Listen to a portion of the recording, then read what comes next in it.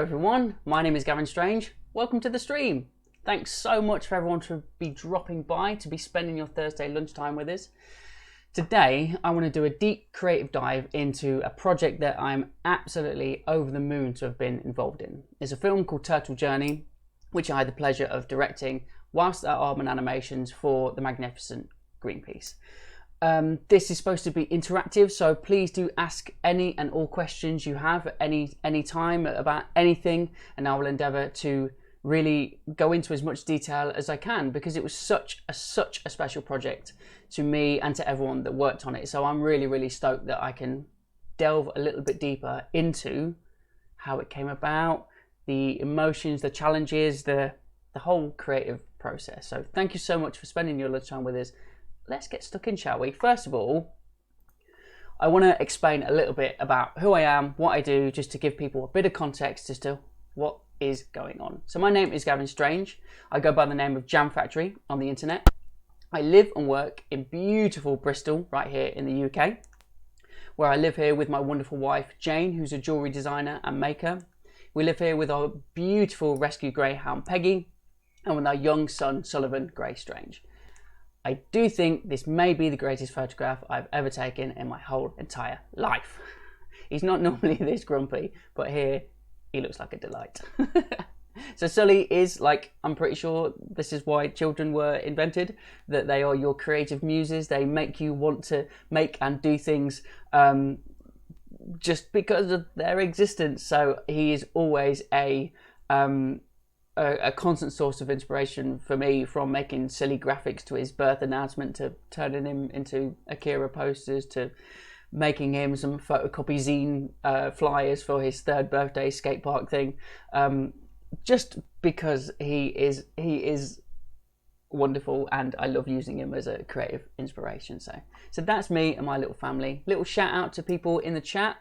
Rob Zilla, thank you so much for stopping by, man. Great to see you. Life of an Art Geek, thank you so much. Thank you everyone for tuning in. Please do keep the questions flowing. This is a totally interactive thing. This is the joy of Twitch, of it being interactive. It's like a talk, but we can all talk at the same time as well. Mind blowing.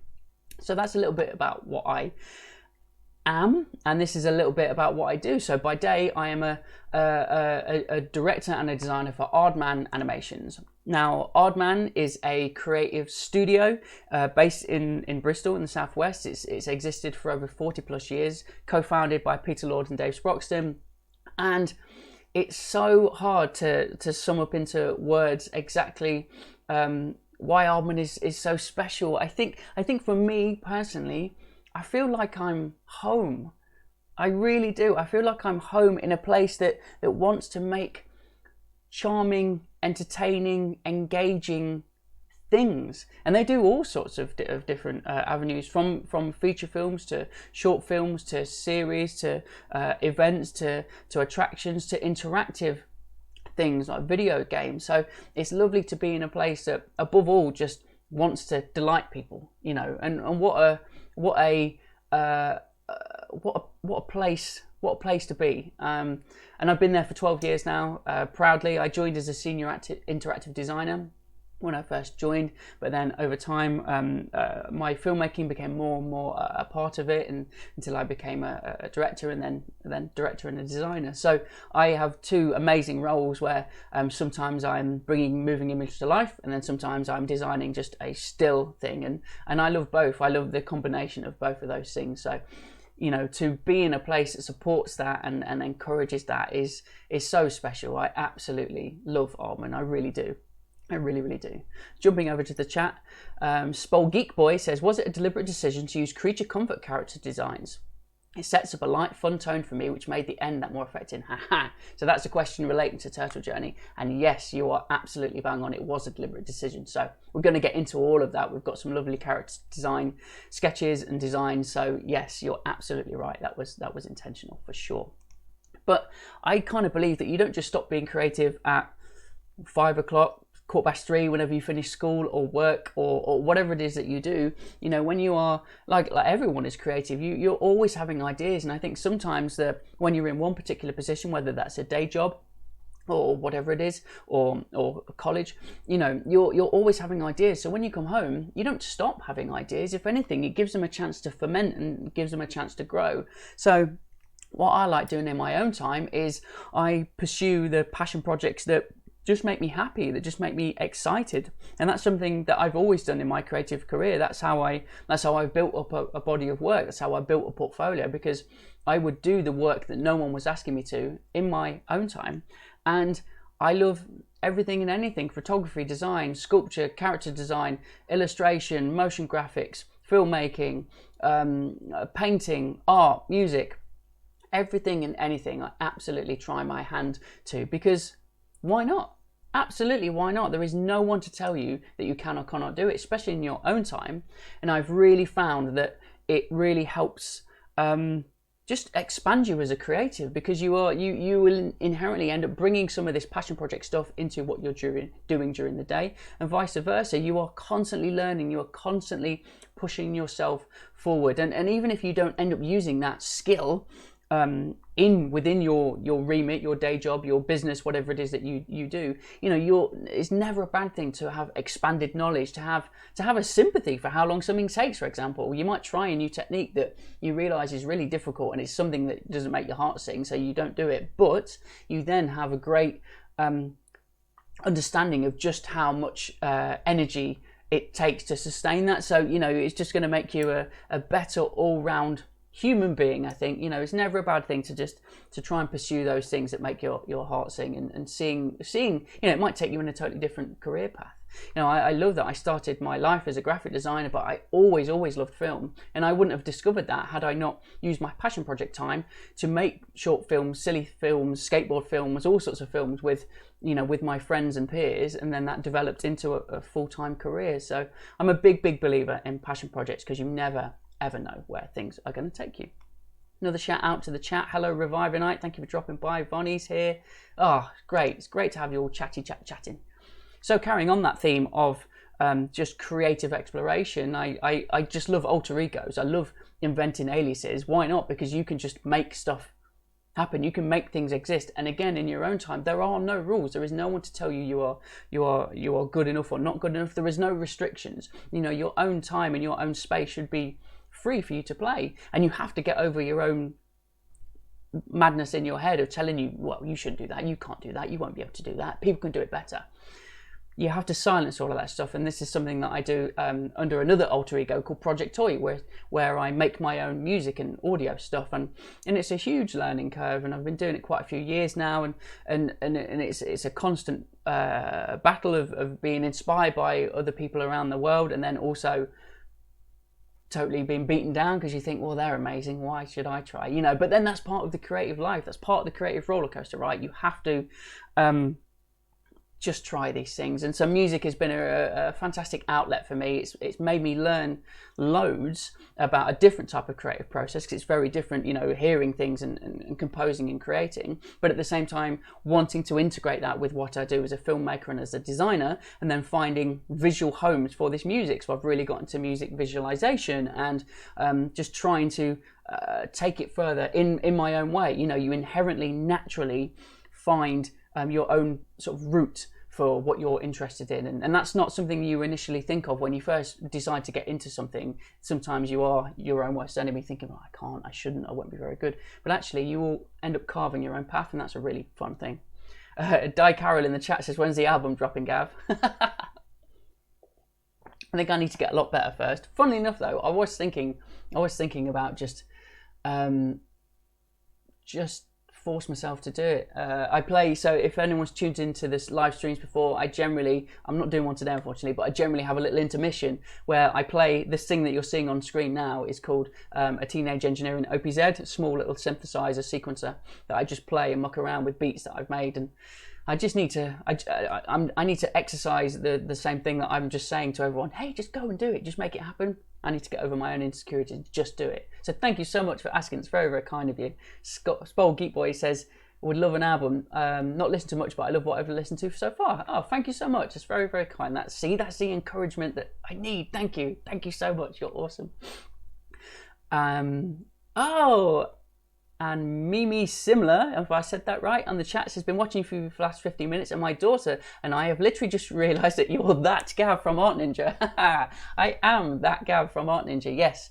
Art Ninja is a CBBC TV show that my very good friend Ricky Martin is the Art Ninja. He is at the helm. It is his TV show, and he convinced his real life mates to be a part of it. The production company got us all together, and we made Art Ninja for 5 years, and I played the part of Ricky's idiotic best mate, and I just had to be a fool all the time, and it was really, really good fun, and it was just great, just, you know, not taking yourself seriously and just having fun. So it is me. It is I am that.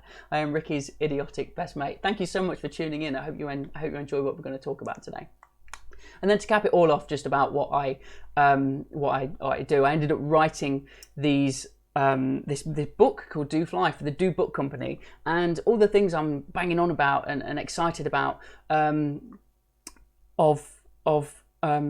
sort of pursuing what makes you happy. I believe that I've sort of got this dream job and this dream setup through just exploration and making things happen and trying and realizing what does work, what doesn't work, and sort of forging my own sort of career path. And I believe all of this stuff. I generally do, and I've had the pleasure of giving talks. So this is a big reason why I'm doing Twitch streams, because obviously during COVID I'm not getting out doing talks, and so I kind of wanted to find an outlet, an avenue for hopefully creative thoughts and creative ideas. So Twitch is one of them, and this book Do Fly is another one, and it's another example of just, you know, unless you try these things, you really never know how far they're going to take you. Never in a million years did I ever think that I would be able to write a book.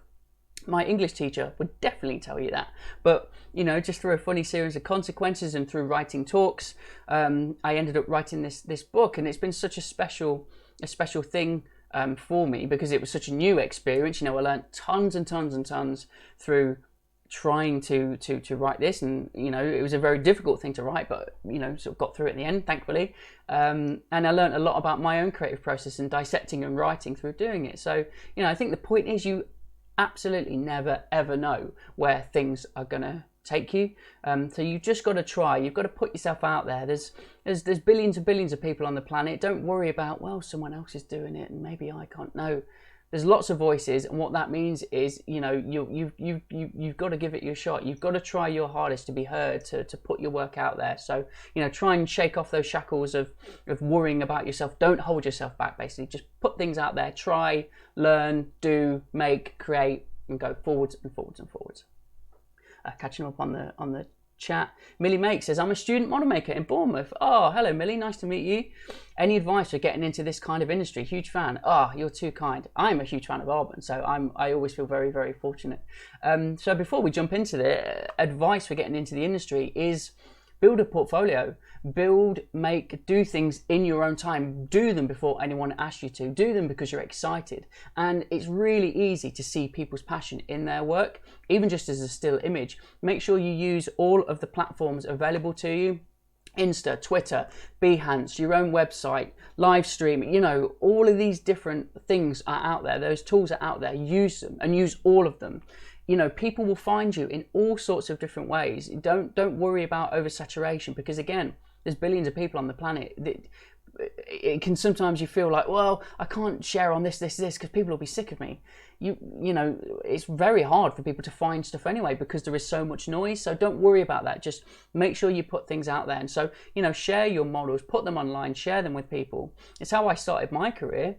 I would share what I was doing during my job, but also when I would go home and do this Jam Factory stuff, I would make sure I shared everything and anything with everyone. And that has continued this whole time. That's how I developed my filmmaking work at Aardman, because I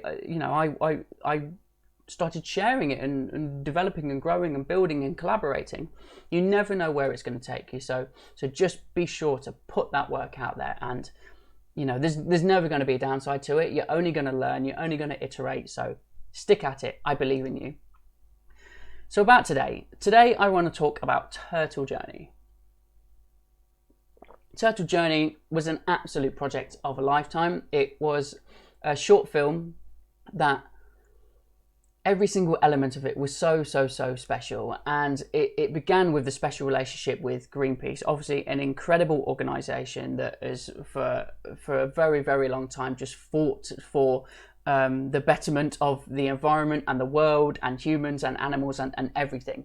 It's it's such a great institution that was so special. So when Greenpeace and Aardman started talking about developing a creative relationship, that was just exciting in itself. And what was an amazing seed of this idea was that Greenpeace knew that they wanted to use animation to tell an impactful, powerful but charming story. They wanted to charm people and make people feel something. And again, that it goes back to what Aardman does best and what I'm a big fan of trying to just engage people and have an emotional response.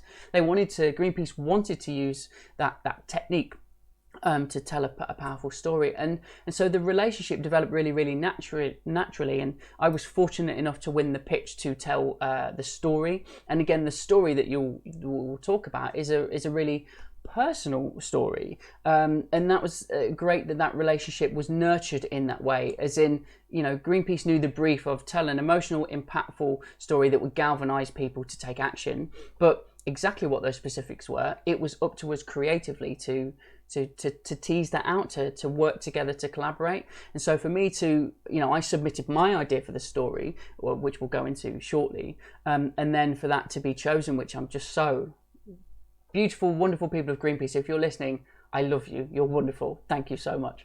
To get the opportunity to start developing that and to tell a personal story from my point of view, but to sort of extrapolate that and to make something that has hopefully global impact, was just an opportunity of a lifetime. But I think it's best that we watch the short film first, and then it gives you a much better piece of context to talk about the different component parts of it. So if you're ready, we're gonna watch it and we will chat a little bit afterwards. Let's go. It started out like any other trip home. At first, it seemed just like the usual frustrations. Hey, come on to play the game. It's a video, Mum. Oops, sorry. How much longer? Don't worry, we'll be home in no time. Oh, no. Ooh, that's enough. I spy with my little eye something beginning with... What? Whelk! So close. All right, that's it. I'm taking the scenic route. Oh, no, not a dad detour. You do know the way, don't you, lovely? But that's when things got a bit odd. It's probably just roadworks. Oh, whoops. And that was just the start. Oh, no, don't do that. Oh. Sorry, I can see. Okay. Ah, there's our house. So ready for home. Why is it so quiet? Huh, I didn't think the Joneses were away. Home safe. Thanks, Dad. Finally. Right then, you unpack. I'm going to get the kettle on for all of us. Okay, buddy. Let's get you inside. Dad, what's that noise? Guys, it's okay. It's okay.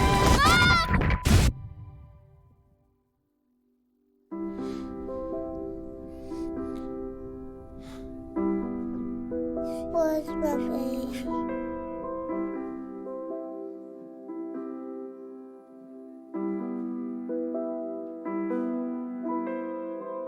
We can't change the past. But we can demand a better future. Protect the oceans.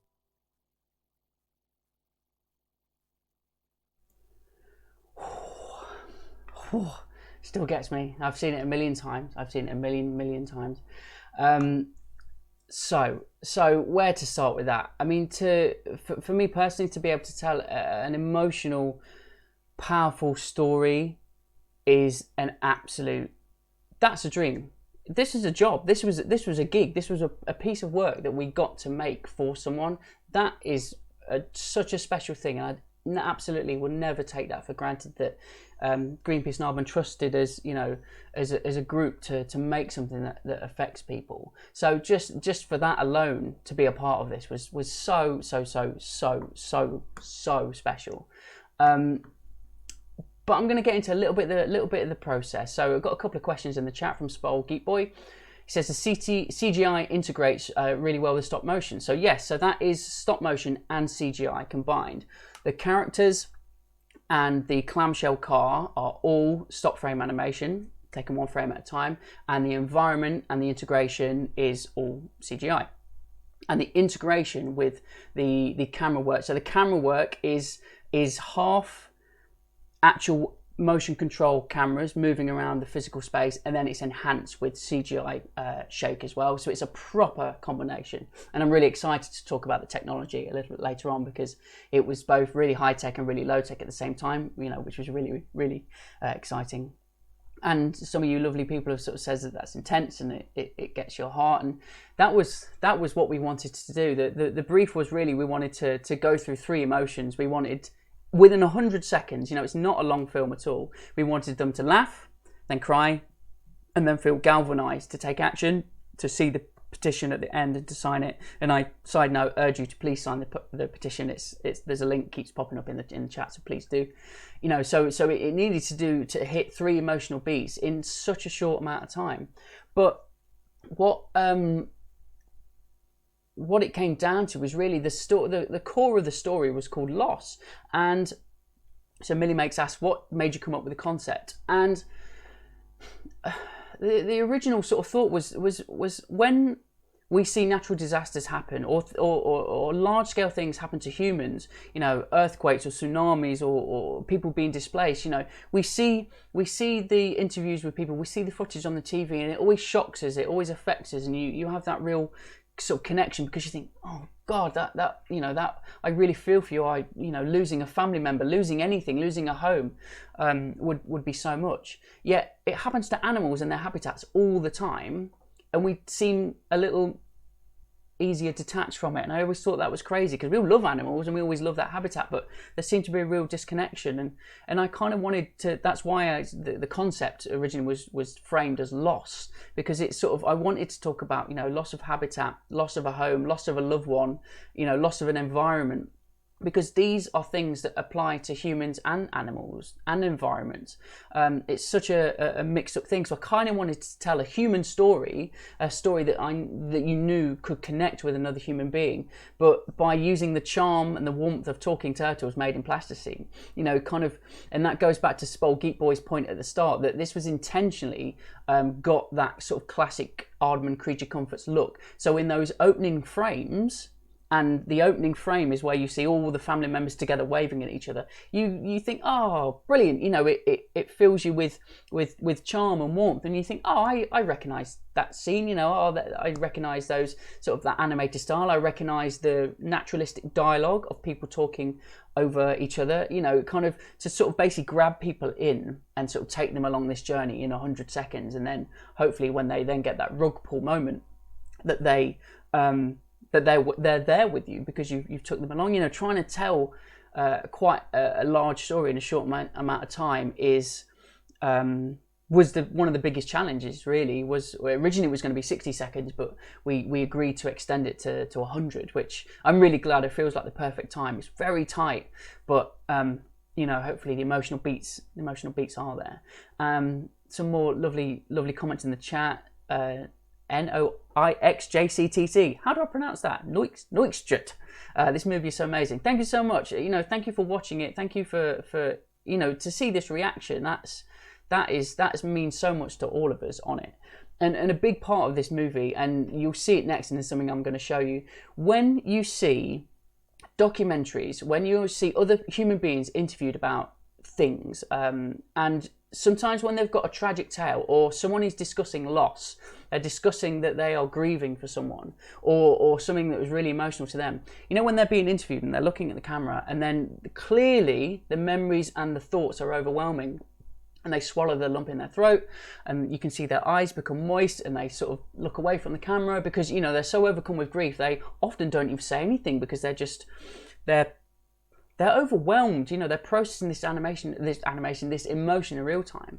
And I thought, if we could get that emotion, if we could get that shot of a character overcome with emotion and doesn't know where to look and can't speak, that will be the one. And I'm so proud that we We got it. Thank you so much to the incredible animators of Gareth and Alison and Lee and Inez, our amazing stop frame animation team. They just got it. They got the subtleties and the nuances, and plasticine is a big part of that. You know, because plasticine is very malleable. You can really push and stretch and get the emotion from that performance, and so that's a huge part of it. And massive thanks to that team of animators who really brought that to life. I mean, this whole thing is a collaborative effort in every single way, which we're going to dive into. But what I want to show you next is something that I've done for every film that I've made, and I really recommend, if you are making a film, especially if you're trying to collaborate with other people, I've always cut a mood reel, and it is, as it suggests really, it is found footage of other movies, other films, other things, and it is a way to really have a sort of a flag in the ground of this is what we're aiming for, this emotion, this mood. It sounds dead simple, of course, but I just found this invaluable for all of us to use as a reference point for what we're trying to do. And the movie is really split into two different ways. It's the happy stuff at the start and family and a natural style. We really wanted this to feel natural. The dialogue is all scripted, but its performance should feel natural, and everyone talks over each other, and we'll come to that in a little bit. But you know, we kind of wanted the start of this mood reel to feel like that, natural, funny, mum falling over, dad falling over, everyone arguing, everyone shouting, natural family dynamics that we all know and love and hate, but then also to see how people react when they are talking about tragedy, and particularly in a documentary format, because this short film is sort of framed like that, sort of like found footage, because we've got the fixed head, talking head with the dad character. But let's watch the mood reel and then we can discuss it a little bit further. Let's go.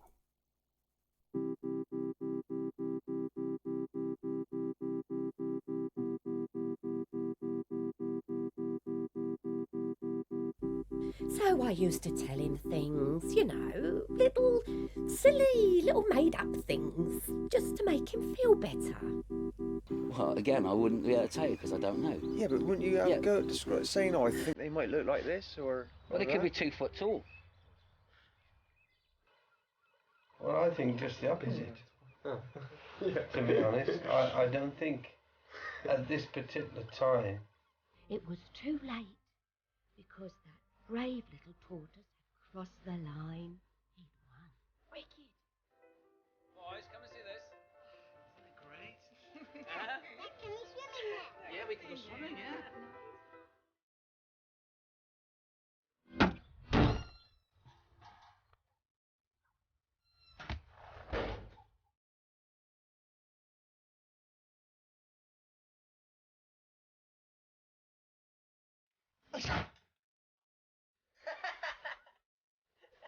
What? We're laughing at. We're laughing at. You never want your kids to see you scared. You want to be that rock that they can grab a hold of in a stormy sea. Actually, a rock would sink, so a floating rock. Let's start over. It's windy, and you've got a lot of papers. Right there was when it started to go sour.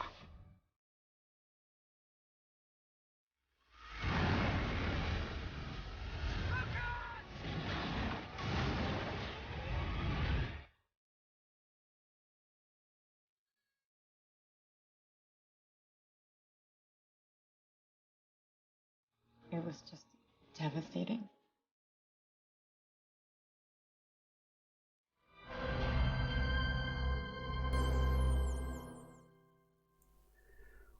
There's a bit in there that it just got me again. There's a bit in that mood reel. It's the tiniest detail, and oh god, it's really got me. It's from The Impossible. So that's cut together with some of Aardman's movies. That was some movies that exist, some documentary footage. And there's a bit in The Impossible where Hugh McGregor's holding he's got his kids in the swimming pool. There's that tsunami, because The Impossible is based on the real life Indonesian tsunami and the sort of devastation it raged. And it's the cameras pushing in to Hugh McGregor, and he's got his boys. Oh my god, it actually makes me tear up.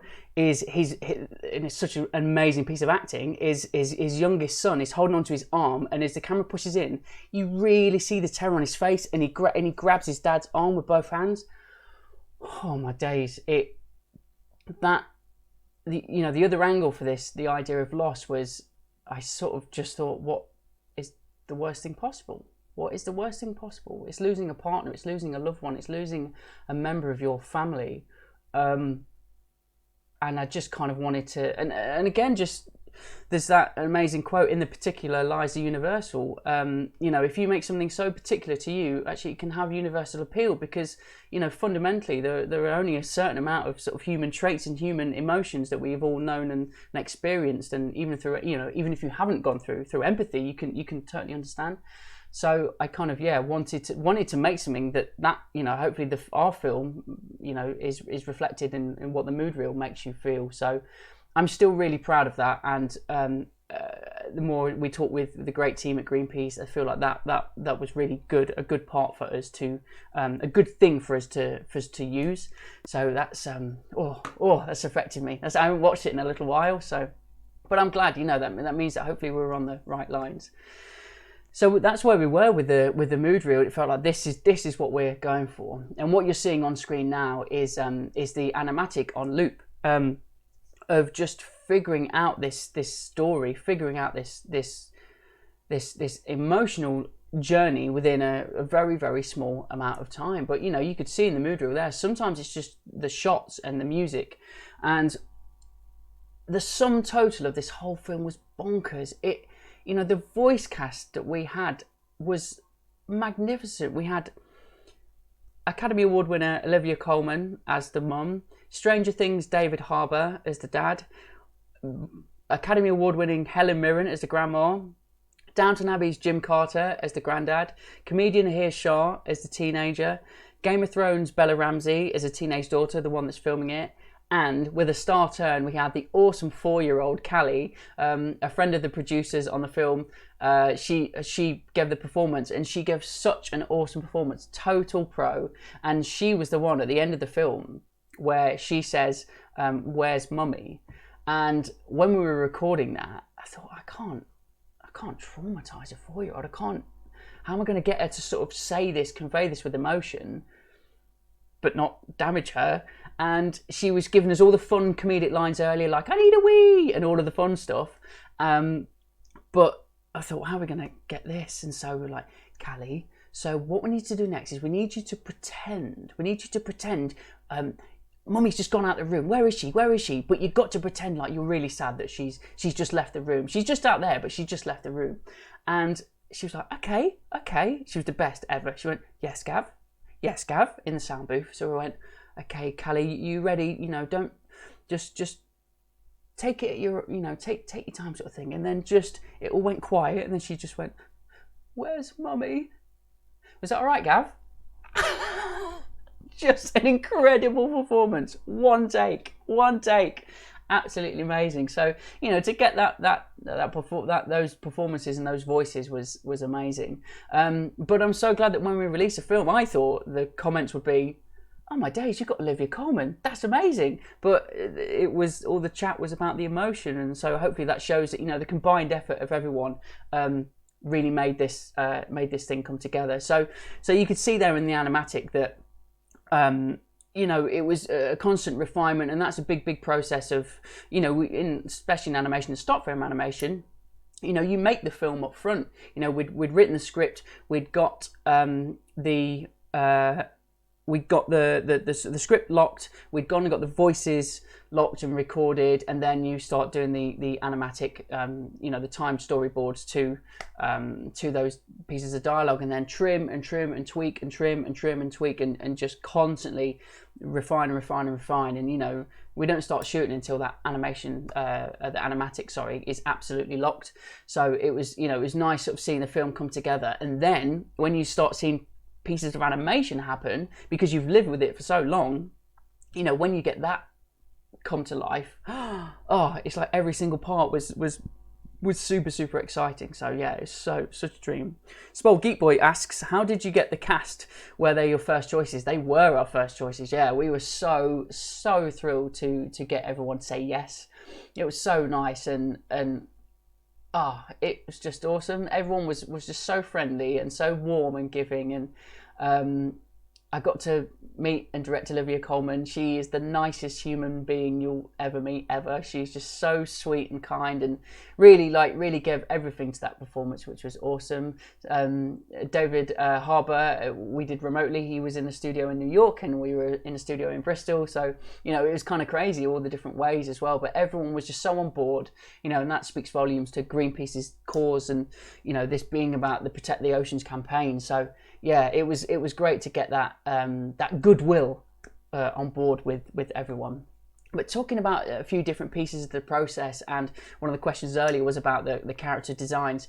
They were intentionally a hark back to creature comforts, to the sort of that Aardman house style of the large eyes and the big mouths, which is also sometimes a technical decision as well, because the bigger the eyes, the bigger the mouth, the more easily manipulatable they are, because obviously these puppets can be quite small, especially our toddler. You'll see in a few photos time, the toddler character is really quite little and the dad is quite big. So, you know, to be able to manipulate all of them on camera at the same time can be a real trick, but that's the incredible animators. So the character designs were done by one of the original Creature Comforts designers as well, called Sylvie, which was awesome. You know, it was awesome to get her original classic style, to bring it to life to the characters, and there was loads and loads of exploration and just, you know, wanting to give each turtle its own sort of look, and so they've all got their own unique skin colours, and they've all got their own unique markings, which I'll talk about in a minute. It was it was such a sort of an exciting process to see this come to life, especially when we, you know, developed it more and more with the storyboards, and you know, to try and tell a realistic family. This is the point. We're trying to, even though they're plasticine turtles, you know, to see that you recognise something in them. You've got, you know, all a family packed together in a cramped car on a long journey home.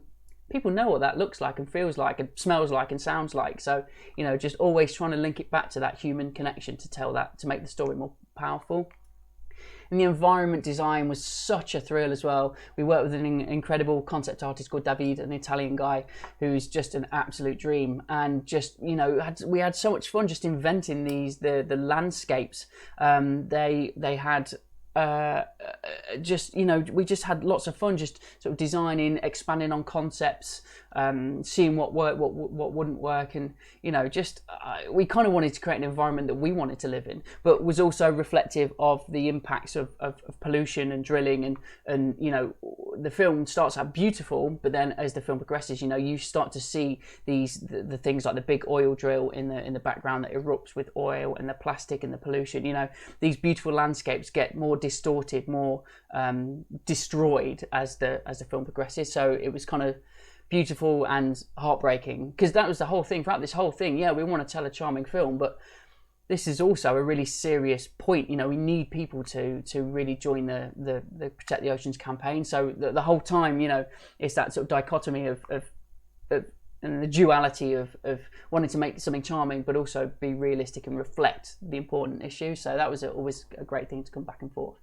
A question in the chat from Swole Geek Boy: are the puppets pure clay, or do they have silicone bodies like the Chicken Run chickens? Yeah, they're a mix. They're the heads, the arms, the legs, so the limbs are all plasticine, and then the bodies are resin, are hard resin that are all hand painted, which I'll show you in a little minute actually. So it was a great combination.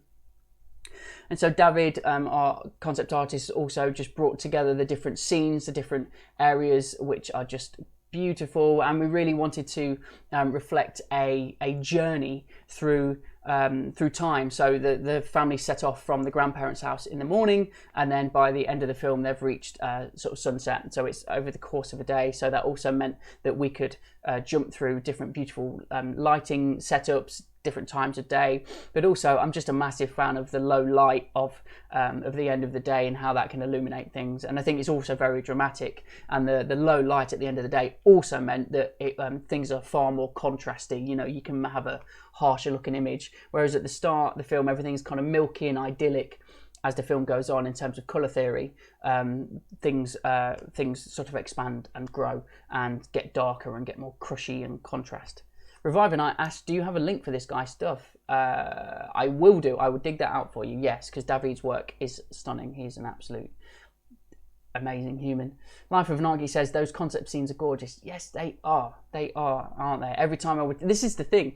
Directing this was such a dream, because you go and see the different people working on it. And in total, the crew reached 70. Not everyone wasn't working on it at the same time, but you know, we had a huge group of very talented people do this stuff. So every time you go and see someone, you'd just be like, oh, no way, it's amazing. No, it was always a thrill seeing, you know, you develop those ideas and then people come back to you and show you these amazing things of how things have progressed, and you just, you know, that's the great thing about collaborating is people will always surprise you and go above and beyond, and you know, just take things to a whole new level, and everyone on the crew did.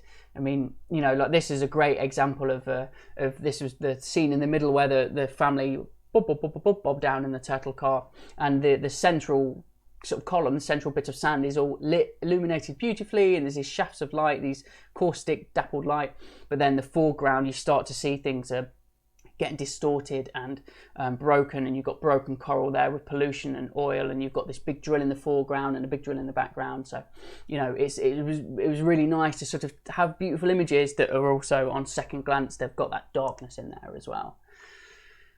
And so then, you know, moving from the 2D digital world into 3D was again such a thrill. I'm a huge stop frame geek anyway, so again, I'm very fortunate to work in a place where it is, you know, a big part of its DNA, because it's always a thrill seeing the model makers and the model making team and the riggers and the sculptors and everyone, you know, bring these things to life. So we had those 2D designs, and then seeing them come to life, and with the texture and with the tactility to them. So even here you can see that we modelled the teenager's baseball cap on this one as well, and you know, trying to put those details in there. And the back of their seats there, the back of the car seat is tiny and modelled to look like pieces of kelp. So all the stitching was meant to look like kelp, and you know, the inside of the clamshell boat is all iridescent, and you know, all of these tiny details, not a thing went unturned really. Everything was about developing it further. So you know, seeing images like this is a behind the scenes shot by Alex Yallop from Greenpeace. You know, it's just it's lovely. It brings it all back for being a part of a crew that just really are so good at what they do. That was really, really exciting. And so you can sort of see here just some of the different processes and some of the different scales for the puppets. This gives you a great idea of the size of puppets here. So that's Bronnie, one of our awesome model makers. She was painting the shells for the puppets. And so Spolgeek Boy asked, how many sets of puppets did you have for shooting? It varied, but it was a roughly 3 sets of puppets per character, because we would have multiple animation units shooting at the same time, which is a huge plus of stop frame animation or animation in general. You know, you don't have just one lead actor, you have multiples.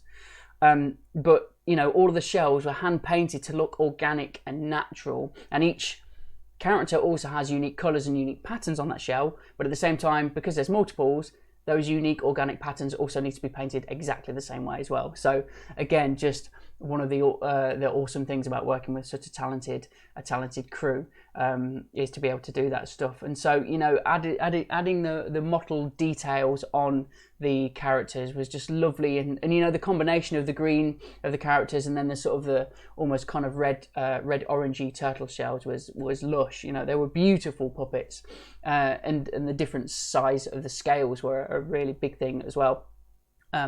Which you can see. And then talking about sort of tiny details, our prop builders are just wizards, witches and wizards, I tell you. It was just so exciting.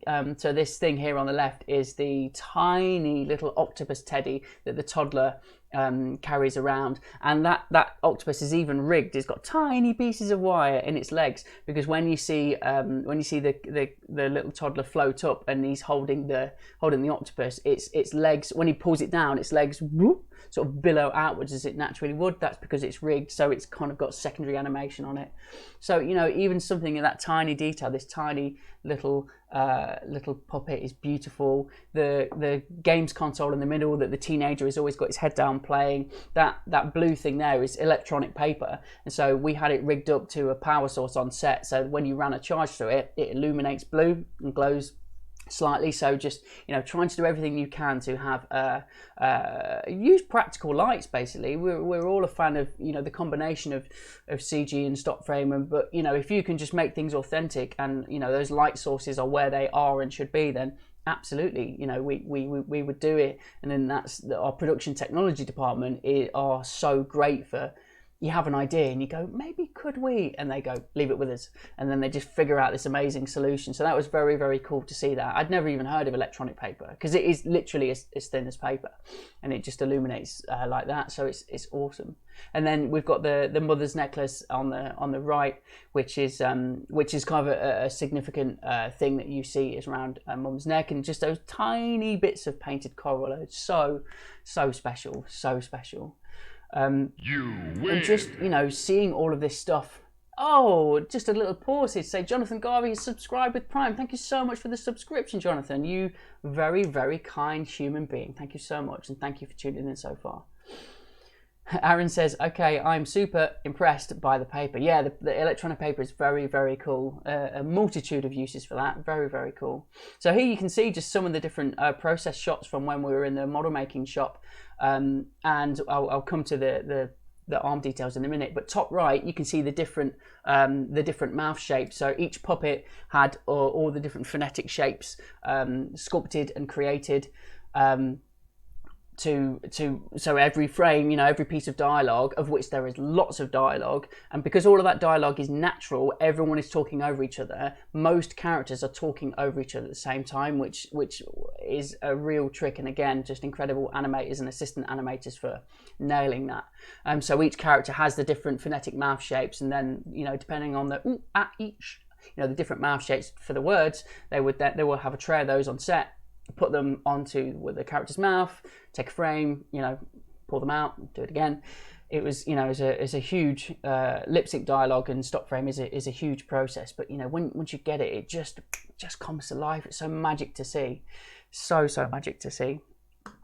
So a big part of the look of the turtles is just wanting to advancing a little bit, wanting to take it into, you know, 2020, and how do we do sort of stop frame plasticine puppets.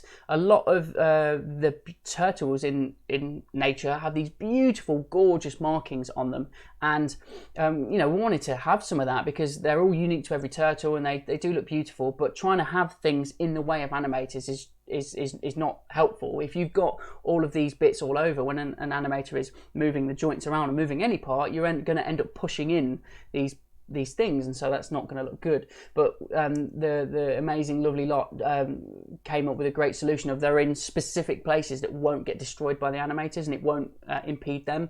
So kind of on the backs of the heads and on the forearms and the top of the arms, they've all got these unique little resin inserts that were all, again, sculpted by hand, made by hand, and custom made for each puppet, which is awesome to see. And as a special little nod to the teenager being a teenager, unfortunately all of his little markings are tiny little red spots, like he's got acne. he got the bum lot from all of them. So again, you know, so magic to see that come to life. Oh, Jordan in the chat says, how did you free up your time when working on both this and the credit scene of Farmageddon? Aha, well, the credit scene of Farmageddon, so I was fortunate enough to design and direct the end credit sequence for the Shaun the Sheep sequel, Farmageddon. I finished that in the summer, and then pretty much just after that, this is when this project started, Jordan. So I just got very lucky that I went pretty much from the Shaun titles to the Greenpeace film. So got very, very, very lucky with that. When things line up like that, it is chef's kiss, tell you. So another really exciting thing, it was the clamshell car. So the clamshell car was made by model making friends of ours called Mango Stone, who are just also in Bristol, just down the road from Aardman, and they were just a great team. And I mean, we wanted this thing to feel big and natural, and like something you would find in the ocean. What would turtles drive? And the best thing about that, it even had working lights. It even had practical lights. I love it. So they were all wired in on set as well. So again, they would illuminate things and just, you know, naturally uplight the bottom of this clamshell. It was me and David sort of worked on it to figure out the design, and he brought it to life with these amazing sketches. And then the team at Mango Stone actually fabricated this awesome awesome vehicle. And even top right, you can see these tiny pieces of luggage as well. So for the back of the back of the thing, we needed to stack it high with luggage. Like when you go on a family holiday, you're surrounded by, you know, you're crammed in, you've got everything, everyone's bags, everyone's bits everywhere. We kind of wanted that feel, that view.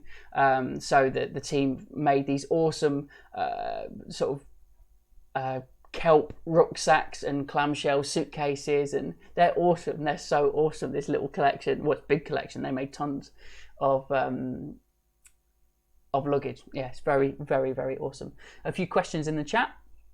Does shooting the stop frame animation on motion control camera rigs give you the movement data for the backgrounds? Yes, it does, to a degree. There's a fair amount of manually matching up and sort of matching camera moves in Maya as well as the camera moves on the studio floor. So it's not perfect because it's, you know, there's stop by frame data, but we had loads of tracking markers all over, which you'll see shortly. So it was just a combination between Team CG and Team Stop Frame. We would meet every day on the studio floor. We would see what shots we're doing and how epic the camera moves are. But we'll come to that. We will come to that. And Fripp, probably, that's an awesome username. How long were you guys working on this project for? Probably end to end 3 months. Really, I was on it for 3 months. Sammy Goddard, the producer, was on it for 3 months. That was a sort of the end project. It was a biggie. But before we go forwards, let me show you this with a bit of sound, and this might give a bit of context. Hi guys. Hey, I want to play the game. It's a video, Mum. Sorry, how much longer? Don't worry, we'll be home in no time. So what you saw there was a live action video, and that was really, really useful for every shot. Basically, just what it does is it gives the animators a reference point, a starting point for the kind of, sometimes for the action, how big the action needs to be, or kind of the intention of the line of dialogue. And I really enjoyed doing it. It was kind of insane because you can see here on the left, that's five characters all on screen at the same time. So I had to be a toddler and a grandma and a dad and all of the different roles. But I found it really, really useful. So every time you would set it for a different shot with the animators in their unit, you know, this was a great talking point. We could talk about the intention and talk about kind of the most important bits. Sometimes it was a wave, or sometimes here on the right, Mum is holding, I'm just holding a towel, but that is Mum giving back the toy to the toddler. You know, there's those important beats. So these were really, really, really useful, to have sort of before we would get going. And one of the most hardest ones was the shot where Dad can't speak, and he swallows a lump in his throat and he looks off. And funnily enough, when we were first writing it with the awesome writer Sam Morrison, he's a fantastic writer. We were like, what should that line be? What's Dad going to say when it cuts to Dad after he's lost a mum? You know, what would you say? And then we were thinking about it for ages, and then I think I just came home noodling it over and just thought, do you know what? I think say nothing, because that's more powerful. You have no words. What do you say? And I think as soon as we were like, yeah, let's do that, it really works. So that shot, trying to do the live action video for that I basically locked myself away in a room, watched some heavy stuff that I know makes me tear up and makes me cry, and just hit record and go. And so I really feel for Inez, the animator who had to do that shot, that I then had to present her with this video of, you know, we've been friends for years, just a video of me crying, going, yeah, can you animate that, mate? You know, the shot, the most important shot, and, you know, it's already in to get that emotional performance out of clay is such a skill. It's such an incredible skill. But then also you've then sort of got to watch someone you know frame by frame tearing up. There's got to be quite a strange thing. But you know, she absolutely knocked that shot out of the park. It was so awesome to see that. And when we saw that the swallowing the lump on the throat, we were like, yeah, we've got it. Well done, Inez, you absolute champion. So yeah, so this was great. This was really good fun to do these labs, and they're common, especially in stop frame or any, you know, just a good reference, really, really good reference. And then we moved into animation, and this is Alison here. She's just one of the queens of animation. She was just a joy to work with, and just one of the greatest. And you know, just I'm in awe of their skill of just how, you know, you discuss, you go into the unit, you talk, and you know, everyone's deciding what's best for the shot with the lights and the performance and the animation and everything, and then you know, you come back in, and then all of a sudden these inanimate pieces of clay have come to life. It's so special. So that was very, very awesome every time you go into an animation unit and see. And what you can see here is this the characters in the clamshell car with the lights plugged in, and then behind on the left is the animation tower, where they have a reference feed for what the camera sees, and then they control it, scrub backwards and forwards through frames, delete things, take shots, etc., etc. So, you know, this is their domain, and they're in charge of however works best for them. Spell Geek Boy says, do you cast the animators to do particular shots due to strengths? It's not so much casting, it's people do have their strengths. Some people prefer action, some people prefer dialogue, some people prefer small nuance. Like anything, you know, people have their strengths. I mean, everyone can do everything. That's the awesome thing. Everyone is you know, a great animator. You know, an animator is basically just being a performer, isn't it? But there are, yeah, people are like, yeah, I'd be great at that because of X, Y, Z. So people can always play to their strengths, which is awesome. And just a team in general where we had so many great people. We've got Lee here animating bottom left. We've got Inez here bottom right sculpting a puppet. We've got Alex here top left. We've got Simon and Sam here on the right. Simon was our wonderful director of photography, and Sam here was our wonderful rigger. And because we would jump between, so here you see on the top left, you've got Alison with all the characters are in the clamshell car, which, you know, is a tight space. To be able to get in and to move 5 puppets is tricky. So that was for the wide shots. We had 2 wide shots in the film, and then bottom left was mainly how we did it most times, because we are emulating a handheld camera. We basically cut away the side of the clamshell car, and so we had much more space there. Well, not loads more space for the characters to get in. And it's also worth saying that here, bottom left, you can see that camera is on a motion control rig. So because we wanted to emulate the look of a handheld piece of footage, so just here out of focus and top left, you can see the daughter holding something up. That's the mobile phone that you are, in theory, watching the film through. And because we wanted that sort of fluid, dynamic movement, basically pretty much most shots had motion control in, and they're on different axes there, so they can pan and tilt and track. And that basically means that, yeah, you've got much more freedom of movement, which is awesome, but it's a huge thing to program. You have to manually program all these different points of where that camera is going to move to, because it's not like you do it in live action and you just capture it like a handheld thing. You know, you kind of got to program that in. So then every time an animator takes a frame, the camera will then automatically move the right amount. And then when that's played back at 24 or 25 frames a second, it will then move you know, however you've programmed it to. So that was a big part of every time we would do a new setup, a new shot, it was programming the cameras. But it was absolutely worth it. It really was, because it just gives it that dynamic feel, and that's kind of what we wanted, you know, a dynamic looking image. Spoiled Geek Boy asked a question, what resolutions did the cameras capture? Monster resolutions. A lot of Canon 1DXs, so, you know, 8-9K images, but we don't always use that full res. We you know, it gets crunched down. We can always go back through the pipeline and recall larger images if we need to, but you know, if you're then shooting all of those frames at full 8-9K, it's not always necessary. So it's just it's just on a do we need it basis. But yeah, they are absolute monsters.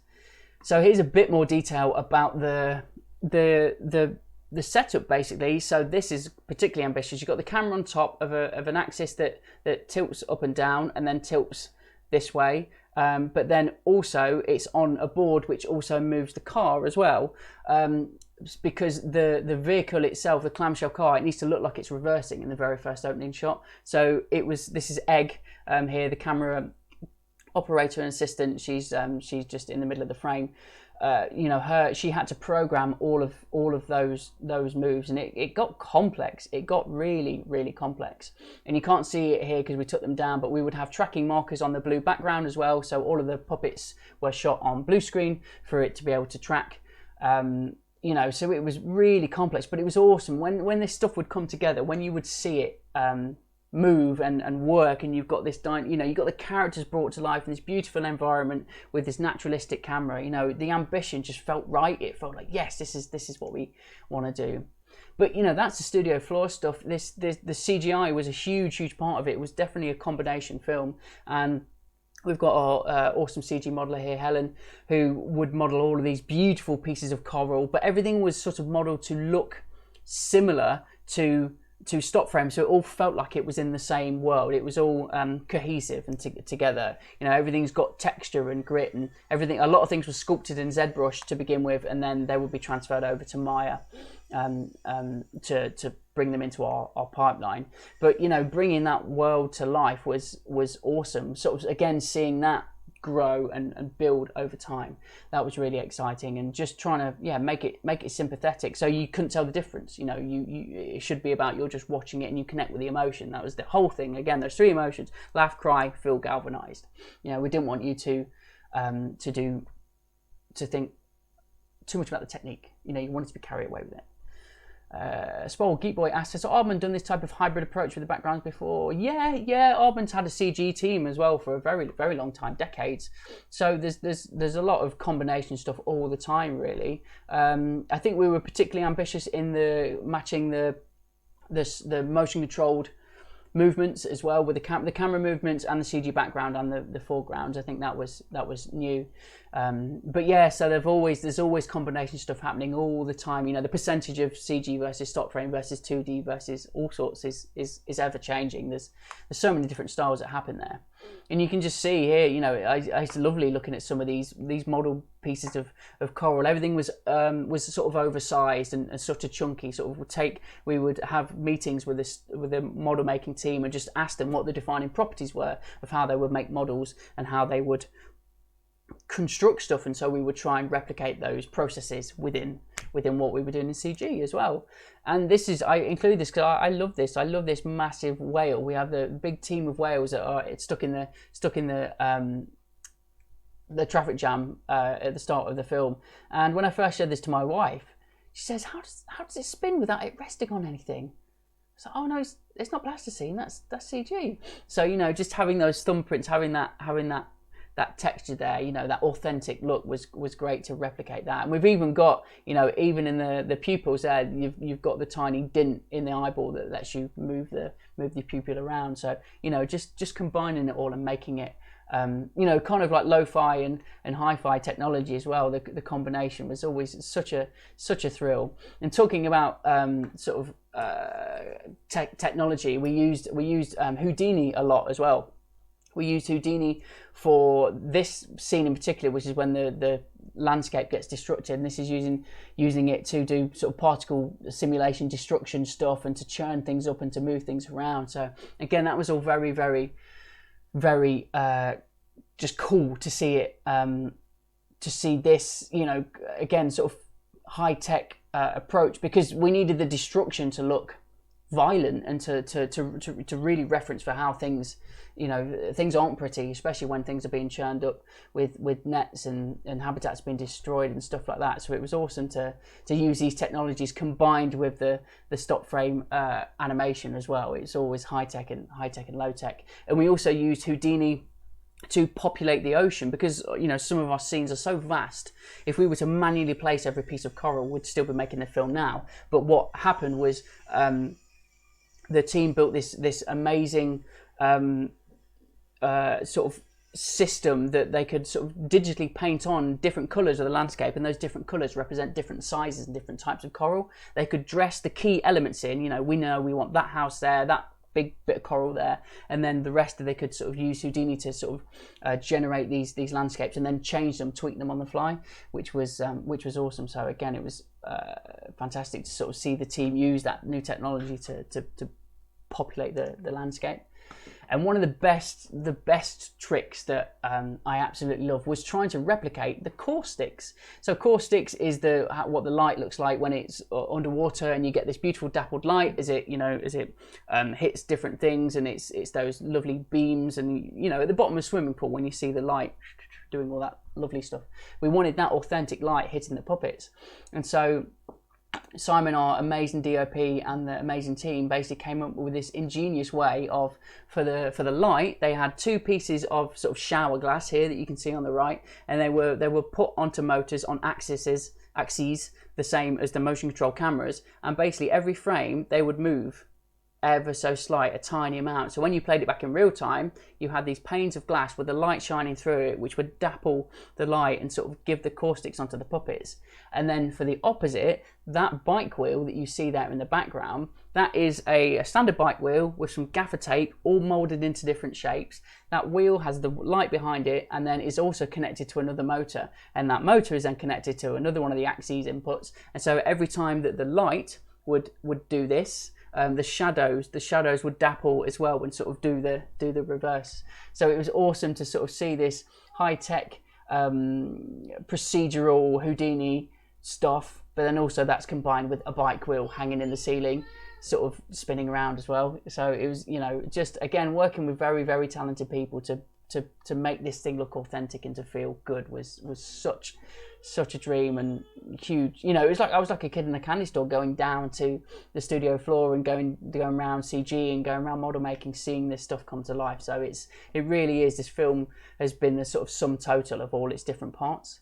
So we're at the end now, but I want to end on a couple of things, and one thing I want to end on is a little behind the scenes edit, so you can see some of the stuff I've spoken about today in context, moving before your very eyes. Let's do it.